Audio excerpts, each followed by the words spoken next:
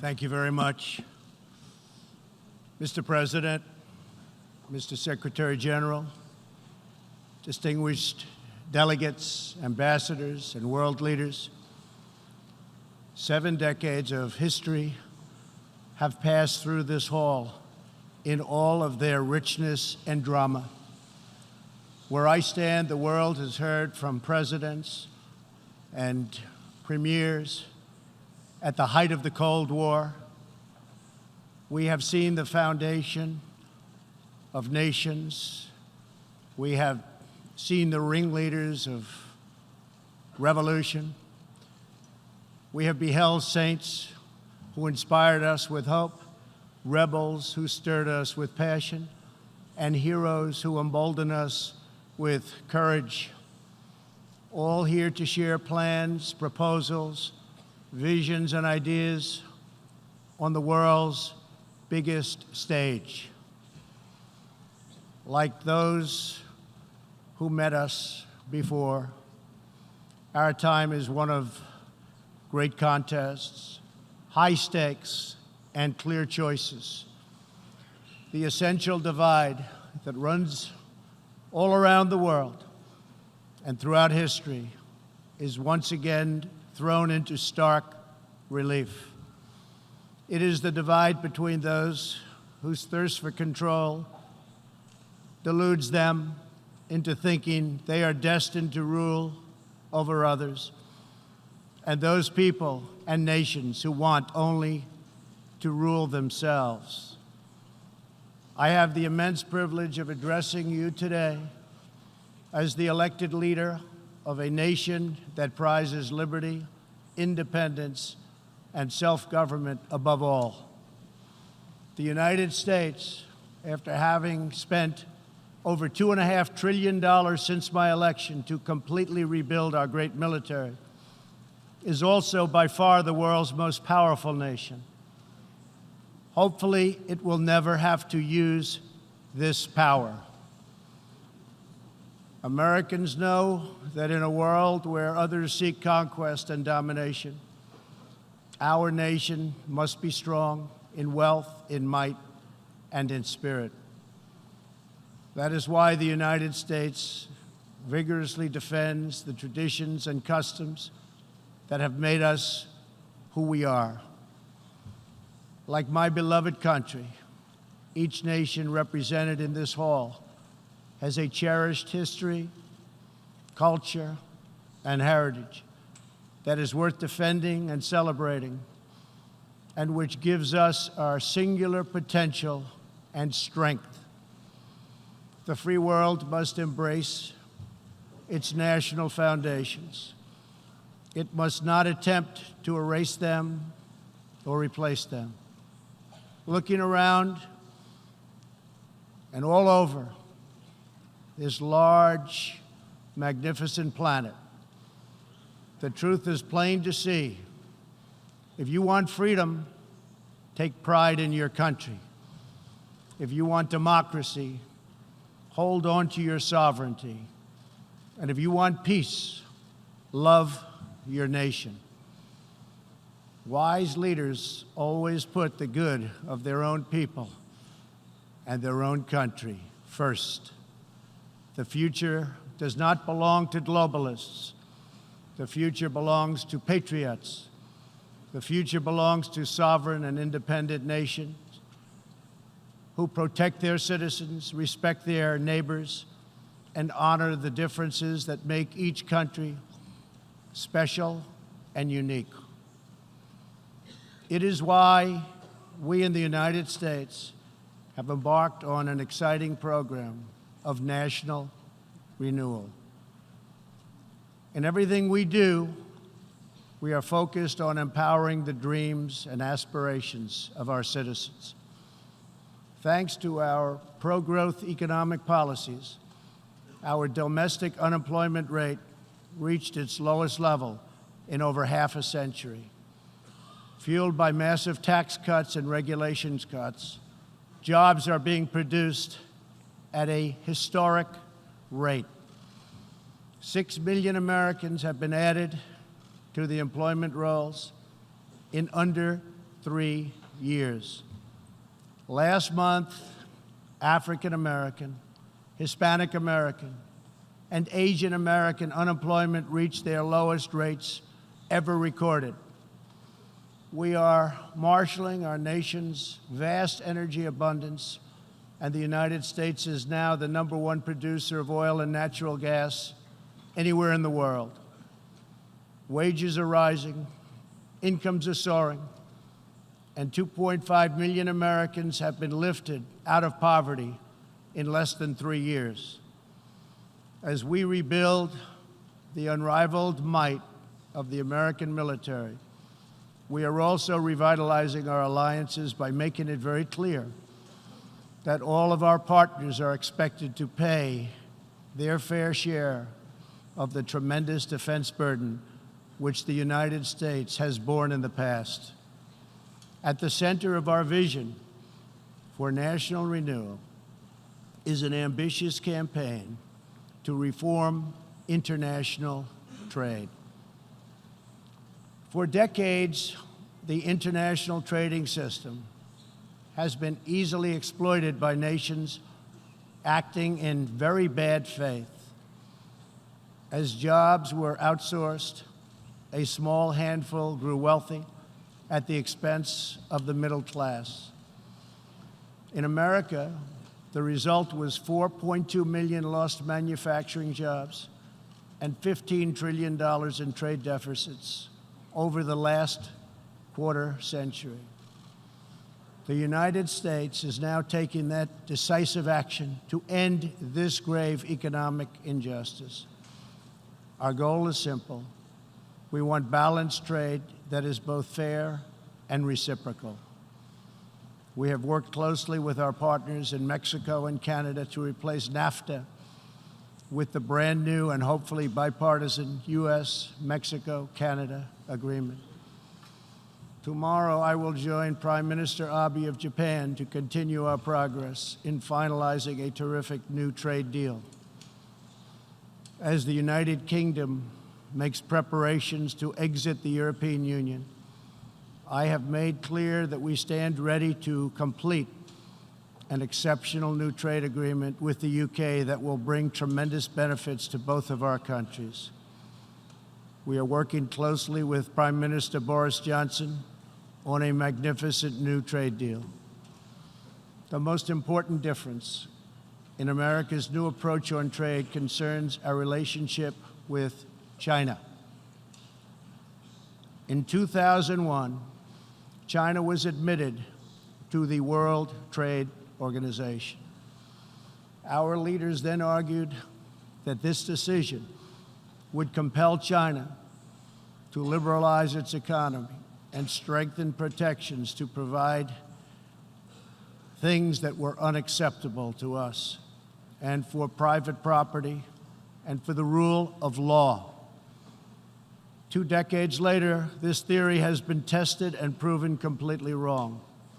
Not only has China declined to adopt promised reforms, it has embraced an economic model dependent on massive market barriers, heavy state subsidies, currency manipulation, product dumping, forced technology transfers, and the theft of intellectual property, and also trade secrets on a grand scale. As just one example, I recently met the CEO of a terrific American company, Micron Technology, at the White House. Micron produces memory chips used in countless electronics. To advance the Chinese government's 5-year economic plan, a company owned by the Chinese state allegedly stole Micron's designs, valued at up to $8.7 billion. Soon, the Chinese company obtains patents for nearly an identical product, and Micron was banned from selling its own goods in China. But we are seeking justice. The United States lost 60,000 factories after China entered the WTO. This is happening to other countries all over the globe. The World Trade Organization needs drastic change. The second largest economy in the world should not be permitted to declare itself a developing country in order to game the system at others' expense.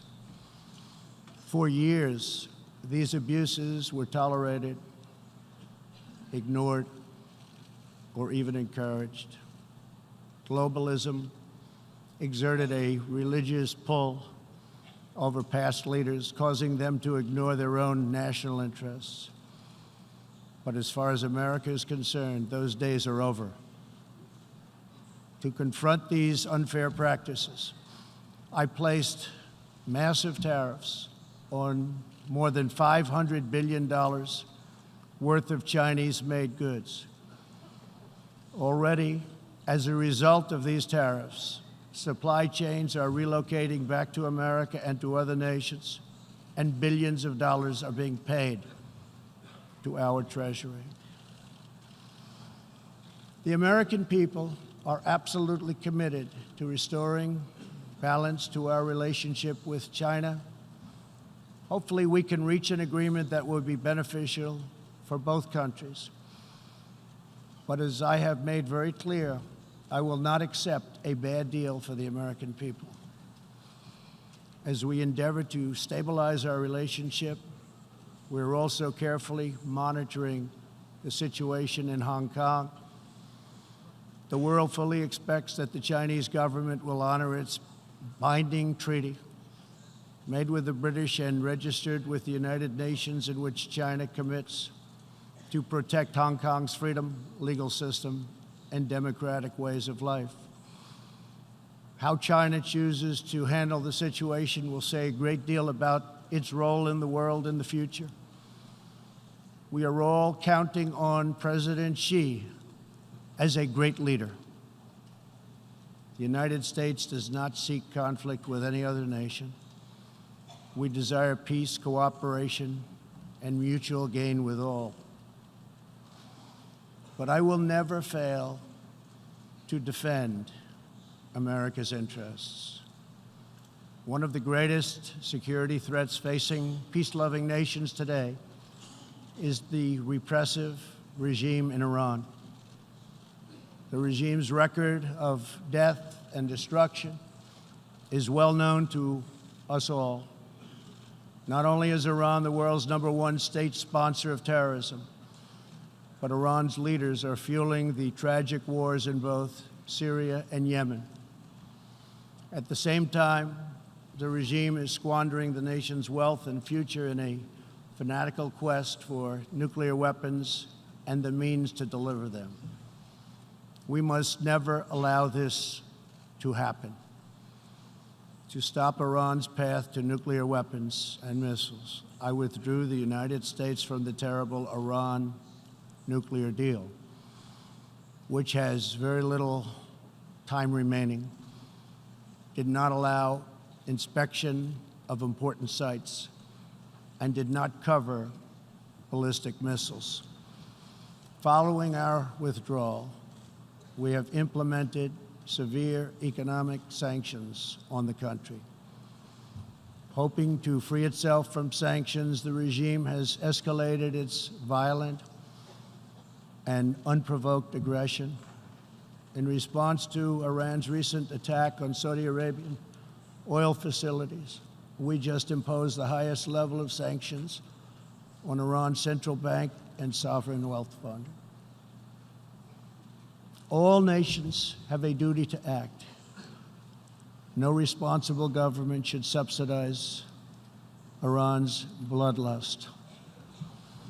As long as Iran's menacing behavior continues, sanctions will not be lifted.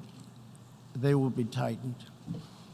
Iran's leaders will have turned a proud nation into just another cautionary tale of what happens when a ruling class abandons its people and embarks on a crusade for personal power and riches. For 40 years, the world has listened to Iran's rulers as they lash out at everyone else for the problems they alone have created. They conduct ritual chants of death to America and traffic in monstrous anti-Semitism. Last year, the country's supreme leader stated Israel is a malignant, cancerous tumor that has to be removed and eradicated. It is possible, and it will happen. America will never tolerate such anti-Semitic hate. Fanatics have long used hatred of Israel to distract from their own failures. Thankfully, there is a growing recognition in the wider Middle East that the countries of the region share common interests in battling extremism and unleashing economic opportunity. That is why it is so important to have full, normalized relations between Israel and its neighbors.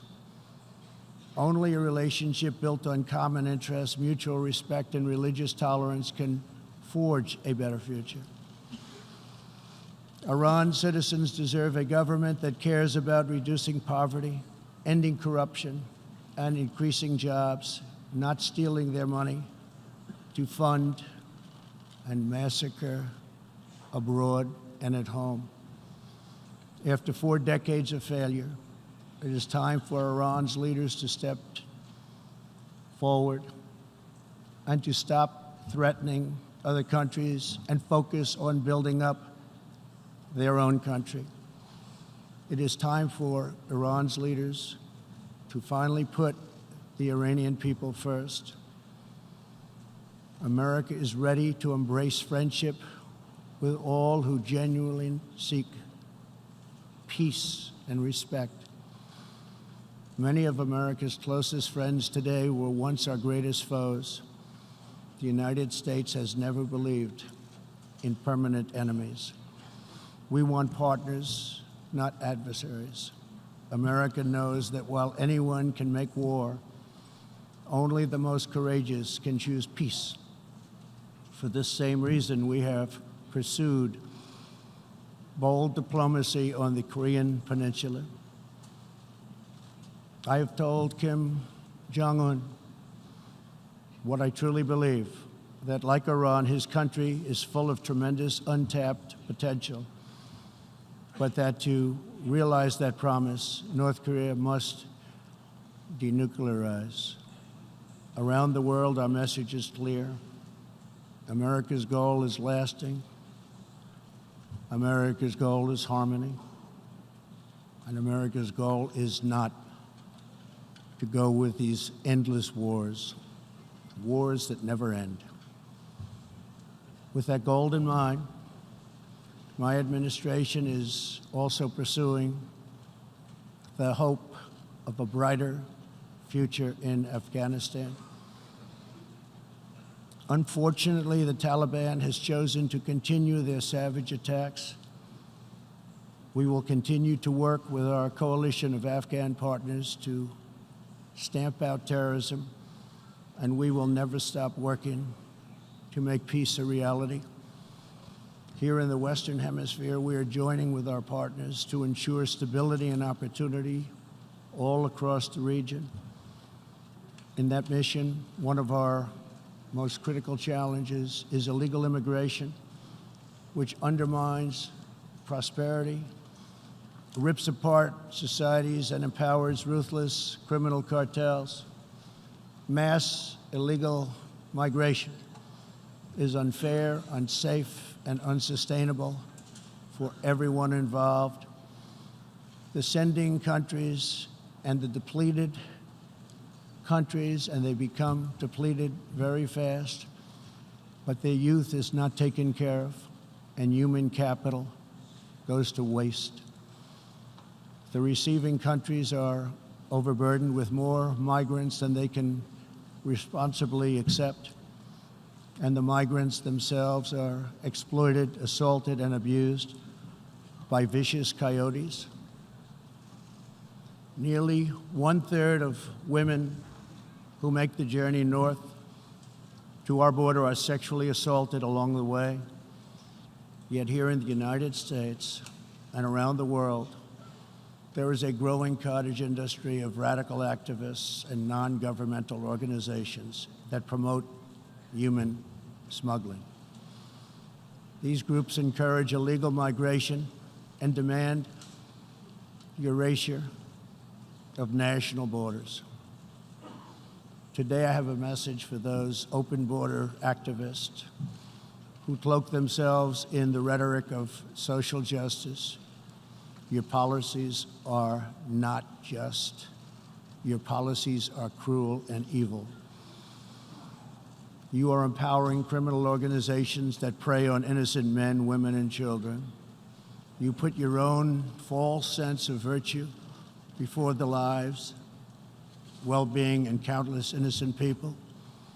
When you undermine border security, you are undermining human rights and human dignity. Many of the countries here today are coping with the challenges of uncontrolled migration. Each of you has the absolute right to protect your borders. And so, of course, does our country. Today, we must resolve to work together to end human smuggling, end human trafficking, and put these criminal networks out of business for good. To our country, I can tell you sincerely, we are working closely with our friends in the region, including Mexico, Canada, Guatemala, Honduras, El Salvador, and Panama, to uphold the integrity of borders and ensure safety and prosperity for our people.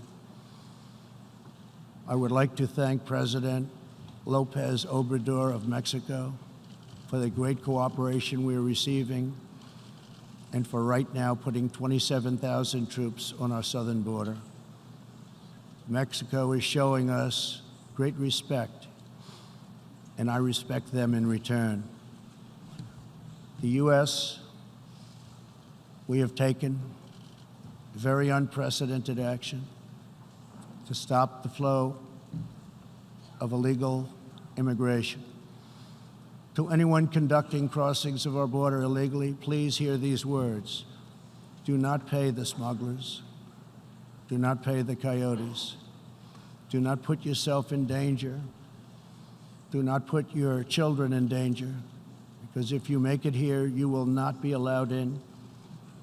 You will be promptly returned home. You will not be released into our country. As long as I am President of the United States, we will enforce our laws and protect our borders. For all of the countries of the Western Hemisphere, our goal is to help people invest in the bright futures of their own nation. Our region is full of such incredible promise, dreams waiting to be built, and national destinies for all. And they are waiting also to be pursued. Throughout the hemisphere, there are millions of hardworking, patriotic young people eager to build, innovate, and achieve. But these nations cannot reach their potential if a generation of youth abandon their homes in search of a life elsewhere. We want every nation in our region to flourish and its people to thrive in freedom and peace. In that mission, we are also committed to supporting those people in the Western Hemisphere who live under brutal oppression, such as those in Cuba, Nicaragua, and Venezuela. According to a recent report from the UN Human Rights Council, women in Venezuela stand in line for 10 hours a day waiting for food. Over 15,000 people have been detained as political prisoners. Modern-day death squads are carrying out thousands of extrajudicial killings. The dictator Maduro is a Cuban puppet protected by Cuban bodyguards, hiding from his own people, while Cuba plunders Venezuela's oil wealth to sustain its own corrupt communist rule. Since I last spoke in this hall, the United States and our partners have built a historic coalition of 55 countries that recognize the legitimate government of Venezuela. To the Venezuelans trapped in this nightmare, please know that all of America is united behind you. The United States has vast quantities of humanitarian aid ready and waiting to be delivered. We're watching the Venezuela situation very closely.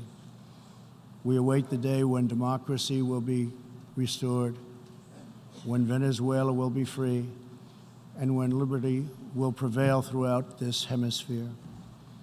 One of the most serious challenges our countries face is the specter of socialism. It's the wrecker of nations and destroyer of societies. Events in Venezuela remind us all that socialism and communism are not about justice. They are not about equality. They are not about lifting up the poor. And they are certainly not about good of the nation. Socialism and communism are about one thing only: power for the ruling class. Today I repeat a message for the world that I have delivered at home. America will never be a socialist country. In the last century, socialism and communism killed 100 million people. Sadly, as we see in Venezuela, the death toll continues in this country. These totalitarian ideologies, combined with modern technology, have the power to excise new and disturbing forms of suppression and domination.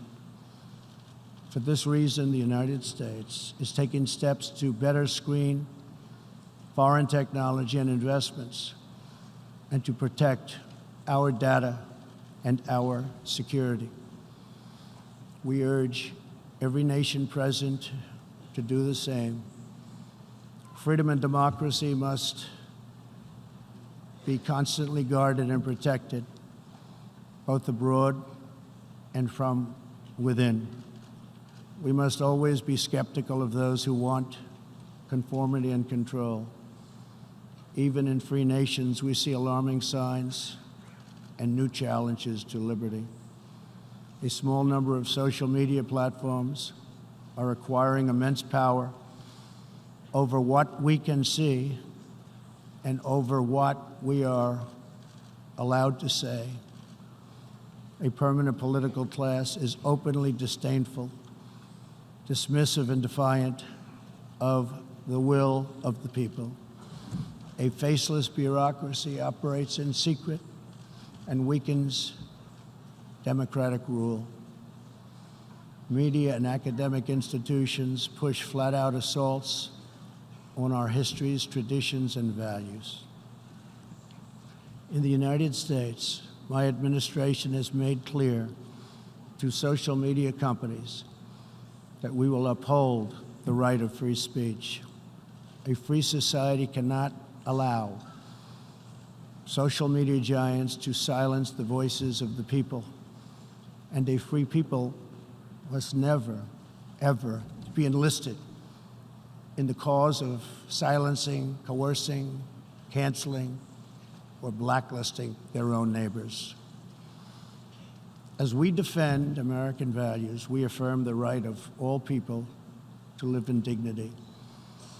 For this reason, my administration is working with other nations to stop criminalizing of homosexuality, and we stand in solidarity with LGBTQ people who live in countries that punish, jail, or execute individuals based upon sexual orientation. We are also championing the role of women in our societies. Nations that empower women are much wealthier, safer, and much more politically stable. It is therefore vital not only to a nation's prosperity, but also is vital to its national security to pursue women's economic development. Guided by these principles, my administration launched the Women's Global Development and Prosperity Initiatives. The WGDP is the first ever government-wide approach to women's economic empowerment, working to ensure that women all over the planet have the legal right to own and inherit property, work in the same industries as men, travel freely, and access credit and institutions. Yesterday, I was also pleased to host leaders for a discussion about an ironclad American commitment protecting religious leaders and also protecting religious freedom. This fundamental right is under growing threat around the world. Hard to believe, but 80% of the world's population lives in countries where religious liberty is in significant danger or even completely outlawed. Americans will never fire or tire in our effort to defend and promote freedom of worship and religion. We want and support religious liberty for all. Americans will also never tire of defending innocent life. We are aware that many United Nations projects have attempted to assert a global right to taxpayer-funded abortion on demand, right up until the moment of delivery. Global bureaucrats have absolutely no business attacking the sovereignty of nations that wish to protect innocent life. Like many nations here today, we in America believe that every child, born and unborn, is a sacred gift from God. There is no circumstance under which the United States will allow international entries to trample on the rights of our citizens, including the right to self-defense. That is why this year I announced that we will never ratify the UN Arms Trade Treaty, which would threaten the liberties of law-abiding American citizens.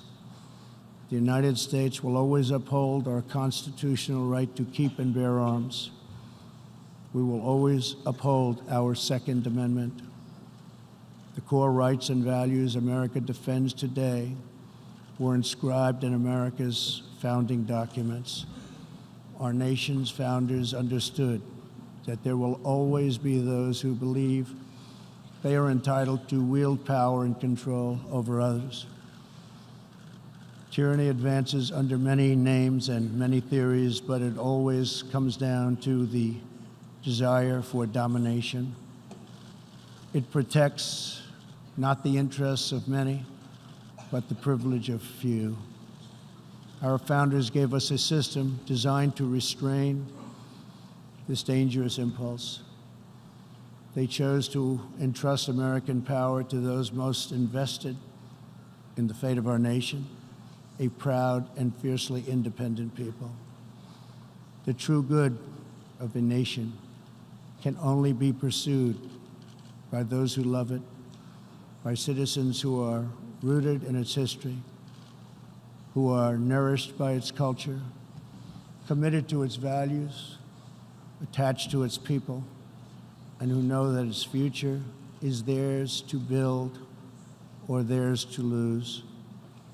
Patriots see a nation and its destiny in ways no one else can. Liberty is only preserved, sovereignty is only secured, democracy is only sustained, greatness is only realized by the will and devotion of patriots.